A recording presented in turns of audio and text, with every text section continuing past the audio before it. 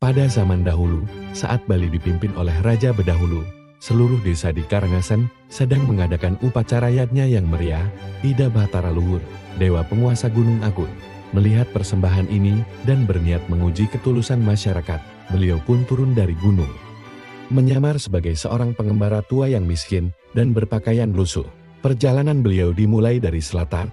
Beliau tiba di sekitar Tenganan, di mana sebuah yatnya yang megah sedang berlangsung. Namun, tak seorang pun peduli padanya. Orang-orang sibuk dengan kemewahan upacara, mengabaikan pengembara tua yang duduk menanti pertolongan. Dengan sedih, beliau berpikir, yatnya yang hanya mementingkan kemegahan tanpa rasa peduli bukanlah yatnya yang sejati. Beliau pun melanjutkan perjalanannya. Hal yang sama terjadi di desa Bukbuk dan desa-desa lain yang beliau singgahin. Upacara mereka mewah, tetapi hati mereka kosong dari welas asih. Tak ada yang menawarkan makanan, minuman, atau bahkan sekadar tempat berteduh. Setelah berhari-hari berjalan, akhirnya beliau tiba di desa Sibitan, di Pura Bangkak. Sebuah upacara yatnya sedang digelar. Berbeda dari desa lain, upacara di sini sederhana, namun penuh dengan kehangatan dan kebersamaan. Wajah-wajah mereka memancarkan ketulusan tanpa pamrih. Hati sang dewa pun merasa senang. Beliau duduk di dekat pura, dan tak lama kemudian, seorang tetua adat menghampirinya. Dengan penuh hormat, tetua itu bertanya, "Wahai Tuan, siapakah Anda? Kenapa bisa ada di sini?" Sang dewa menjawab, "Aku hanya seorang pengembara yang kebetulan lewat. Bolehkah aku menumpang istirahat?" "Tentu saja, Tuan," sahut tetua adat itu. "Tunggu sebentar, saya akan ambilkan makanan dan minuman. Anda pasti lelah."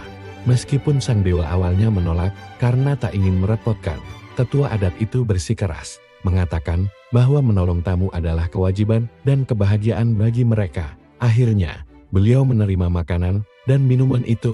Semua orang menyambutnya dengan ramah, tanpa menyadari siapa beliau sebenarnya. Saat hendak pamit, sang dewa berkata, "Anakku, terima kasih atas kebaikan kalian. Aku tak punya apa-apa untuk membalasnya, tapi terimalah ini."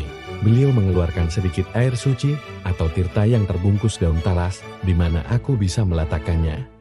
"Biar saya saja, Tuan," tawar si tetua. "Tidak usah, engkau sibuk. Biar aku saja," kata sang dewa sambil menunjuk.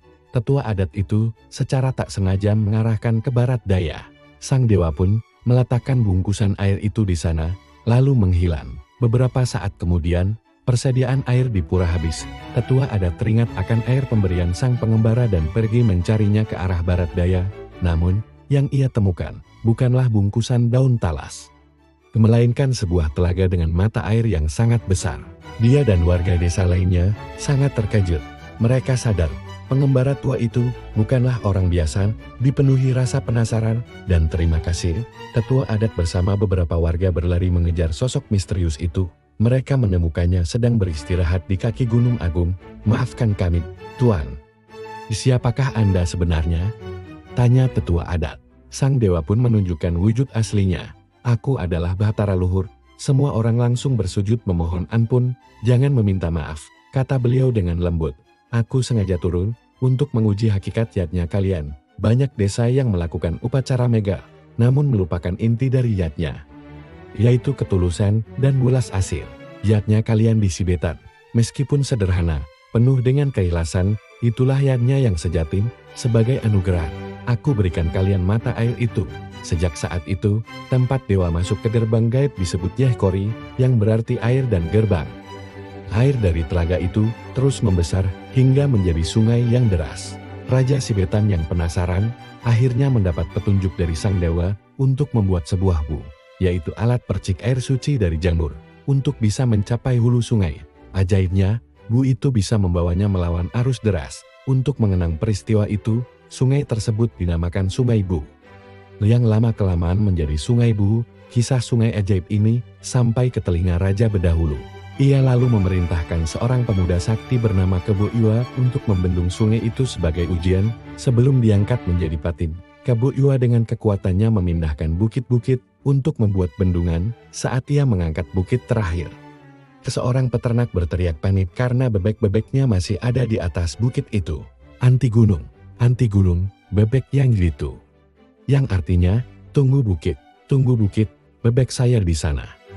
Kebo Iwa yang iba akhirnya meletakkan bukit itu. Tempat itu pun dinamai Anting Gunung akibat bendungan Kebo Iwa. Air semakin tinggi dan membuat warga panik. Ida Bahtara Luhur kembali bersabda, menyuruh warga menimbun mata air dengan gong. Ajaibnya, air pun surut dan membentuk sebuah telaga. Awalnya telaga itu bernama Telaga Tirta, namun karena raja mencipratkan air sebanyak 3 kali atau ketis saat akan ke hulu, nama telaga itu perlahan berubah menjadi Telaga Tista. Hingga kini, Telaga Tista di Karangasem menjadi tempat suci yang mengingatkan kita semua akan pentingnya ketulusan dalam setiap perbuatan. Terima kasih sudah menonton, jangan lupa subscribe untuk kisah menarik lainnya.